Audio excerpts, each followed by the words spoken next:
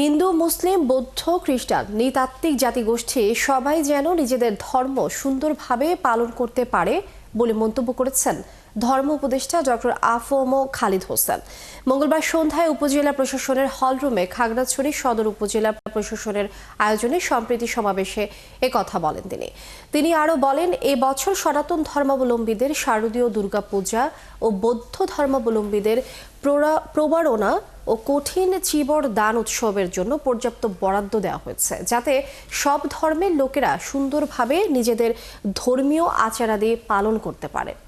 সাম্প্রদায়িক সম্প্রীতি এবং সৌহার্দ্যের দেশ, এবং আমরা এখানে বিভিন্ন জাতি, গোষ্ঠী, ধর্মের মানুষ একসাথে বসবাস করে আসছি। একসাথে আমরা স্কুলে যাই, কলেজে যাই, ব্যবসা করি, বাণিজ্য করি, চাকরি করি, আবার সুখ দুঃখে এক অপরের ভাগে হই।